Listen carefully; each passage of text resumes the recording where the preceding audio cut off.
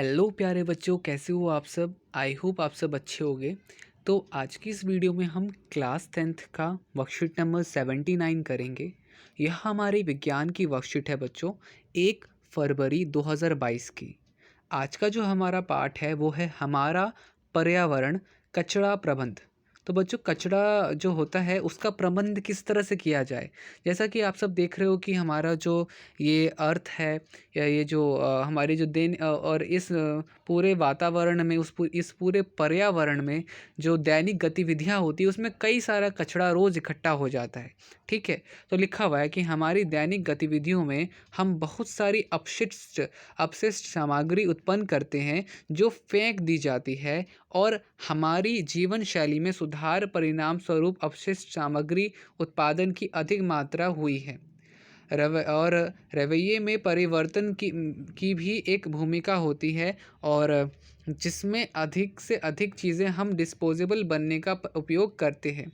अब यहाँ पर क्या है बच्चों कि देखो, अगर हम कुछ ऐसी चीज़ों का इस्तेमाल करें जैसे कि पेपर बैग, और प्लास्टिक की जगह पे पॉलीथीन बैग की जगह पे अगर हम पेपर बैग का इस्तेमाल करते हैं तो थोड़ा सा हमारा जो इन्वायरमेंट है, जो हमारा पर्यावरण है वो थोड़ा सा शुद्ध होगा, थोड़ा सा साफ होगा। तो वही यहाँ पे बताया जा रहा है कि एक तो आपका जो अपशिष्ट होता है, कचरा होता है, वो जैव निम्नीकरण अपशिष्ट होता है, जिसको हम वापस से क्या कर सकते हैं, जैसे फल की सब्जियाँ होती हैं, छिलके होते हैं, कागज़ होता है, तो इन सबको हम क्या कर सकते हैं, इन सबको हम लिखा हुआ है जैव प्रक्रियाओं द्वारा तोड़े जाने का पदार्थ कहते हैं। ठीक है। तो लिखा हुआ है दूसरा अजैव निम्नीकरण क्या होता है, तो जैविक प्रक्रियाओं द्वारा टूटे हुए पदार्थ अजैव निम्नीकरण होते हैं। ठीक है। तो ये आपके उदाहरण में प्लास्टिक हो गया, पॉलीथीन हो गया, धातु हो गया और आदि। ठीक है। तो यहाँ पर बेसिकली हमारा जैव निम्नीकरण, अपशिष्ट और अजैव निम्नीकरण के बारे में दे रखा है।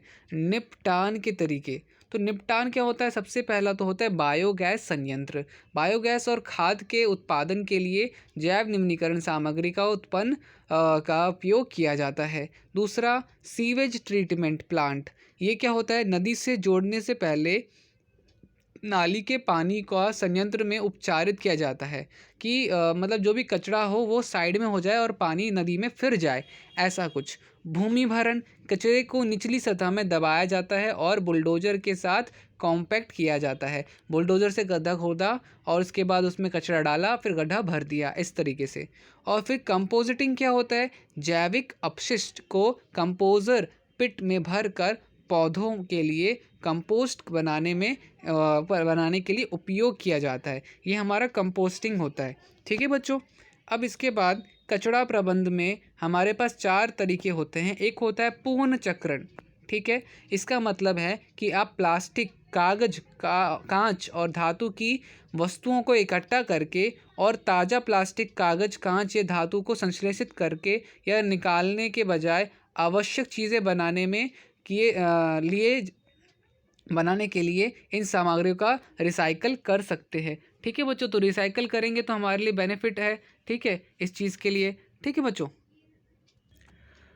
अब इसके बाद हमारे पास आता है पुनः उपयोग। किसी चीज़ का हम दोबारा से उपयोग कर सकते हैं, तो यह वास्तव में पूर्ण चक्रण से भी बेहतर होता है। अगर हम किसी चीज़ का बार बार अगर हम उपयोग कर सकते हैं तो बच्चों ये भी तो अच्छी बात है ना। ठीक है। अब जैसे कि मैंने क्या किया, मैंने सपोज़ क्या मैंने ना कोई सामान ख़रीदा। ठीक है। अब वो सामान जो था कॉफ़ी, सपोज़ मैंने कॉफ़ी ख़रीदी और कॉफ़ी के अंदर मेरे को ना वो बॉक्स मिला, बॉक्स कह रहा हूँ मैं, वो जो डब्बा होता है ना जिसके अंदर कॉफ़ी होता है। तो मैंने फिर कॉफ़ी तो ख़त्म हो गई, कॉफ़ी का तो यूज़ कर लिया। अब उस डब्बे को मैं यूज़ करता हूँ या तो कुछ बादाम वगैरह रखने के लिए, या फिर मूँगफली रखने के लिए, कुछ अलग यूज़। तो इससे मैं क्या कर रहा हूँ, उस चीज़ का वापस से उपयोग कर रहा हूँ। तो हम ऐसे भी कर सकते हैं। कम उपयोग, हम प्लास्टिक का एकदम से बंद तो नहीं कर सकते, मगर हम प्लास्टिक को कम उपयोग कर सकते हैं। इससे भी हमारा वातावरण क्या कहते हैं, कम उसको हानि मिलेगी। ठीक है। फिर इसके बाद पूर्ण प्रयोग, किसी चीज़ का दोबारा से प्रयोग करना भी आपका क्या कहते हैं काफ़ी अच्छा होता है। तो लिखा हुआ इसका मतलब है कि जब किसी उत्पाद का उपयोग मूल उद्देश्य के लिए ना किया जा सके। अब जैसे कि आपका टायर जो था गाड़ी का वो ख़राब हो गया, तो आपने क्या किया, उसको कुछ इस तरीके से सेटिंग करी कि भाई अब वो उसमें आप पौधे बना रहे हो, या आपकी बाल्टी जो थी बाथरूम की वो टूट गई, तो आपने उसे फेंकने के बजाय उसको पौधा उसमें बना दिया, पौधा उगा दिया। तो कुछ इस तरीके से भी प्रयोग किया जा सकता है। तो पूर्ण चक्रण, पूर्ण उपयोग और पूर्ण प्रयोग, कम उपयोग, ये हमारा बेसिकली चारों कचरा प्रबंध हो जाता है। ठीक है बच्चों, तो इन चारों के बारे में हमने पढ़ लिया। अब हमारे पास कुछ प्रश्न उत्तर हैं, तो ज़रा हम उनको देखते हैं। तो चलिए पहला प्रश्न हम देख लेते हैं। तो लिखा हुआ यहाँ पर कि आप अपशिष्ट निपटान की समस्या को कम करने में कैसे मदद कर सकते हैं, कोई भी 2 तरीके बताइए। तो यहाँ पर पहले प्रश्न का बच्चों जो हमारा उत्तर होगा वो हम चलिए देखते हैं यहाँ पर।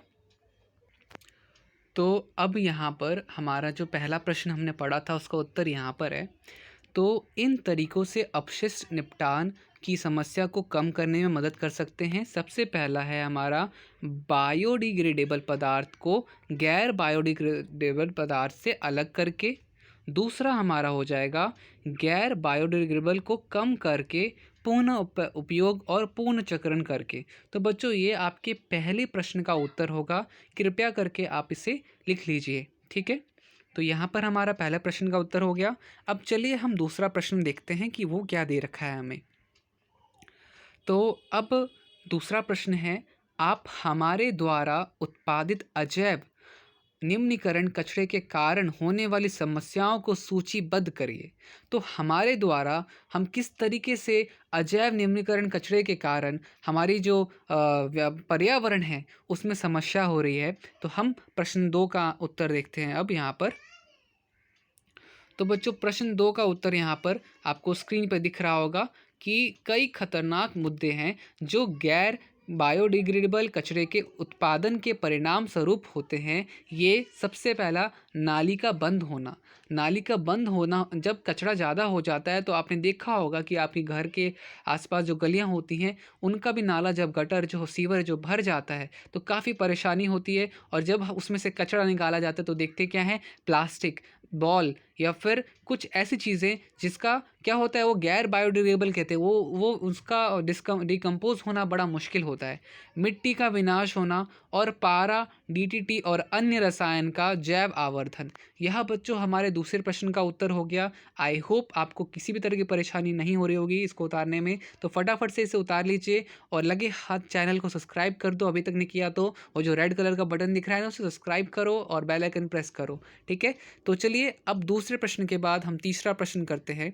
तीसरा प्रश्न ये रहा आपकी स्क्रीन के सामने।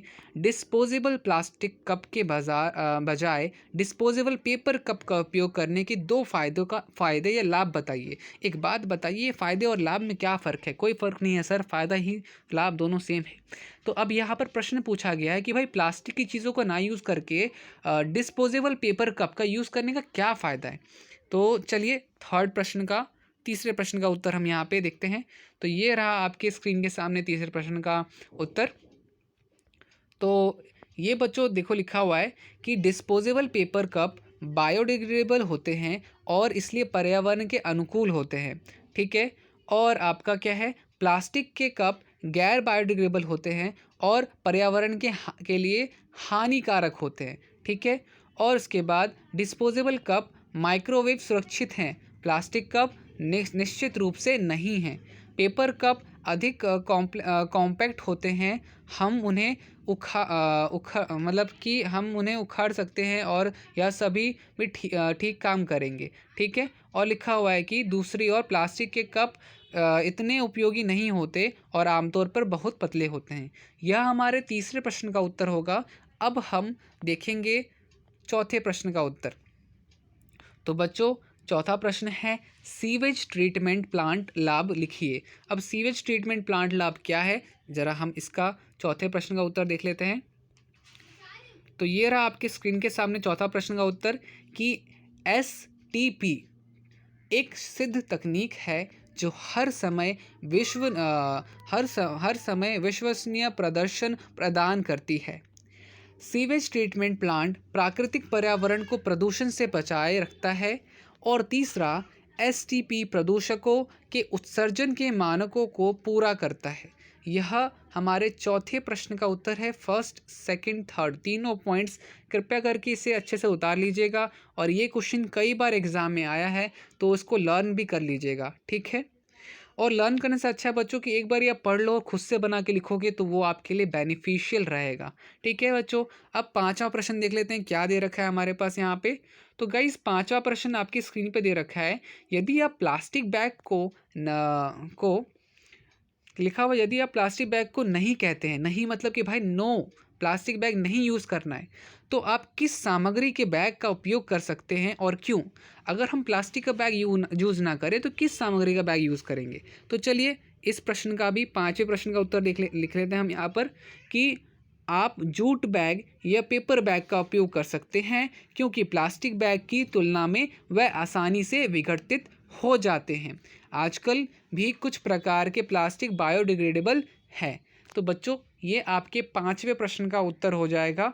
उम्मीद करता हूँ आपको सारी चीज़ें अच्छे से क्लियर हो रही होंगी। गाइस वीडियो अच्छी लगी हो तो प्लीज़ वीडियो को लाइक करो यार, बहुत ज़्यादा मेहनत लगती है एक दिन में 5-5, 6-6, 8-8 वीडियोस बनाना, सारे दिन की वीडियोस एक बार में बनाना। तो थोड़ा बहुत आपको लाइक करने में सेकंड नहीं लगेगा, लाइक कर दो, सब्सक्राइब कर दो, ठीक है। इससे मुझे मोटिवेशन मिलती है ऐसी वीडियोस और बनाने के लिए। सो आज के लिए इतना काफ़ी है, इतना हमारा वर्कशीट कंप्लीट हो गया है। तो मिलते हैं अगली वीडियो में, तब तक के लिए bye bye and take care.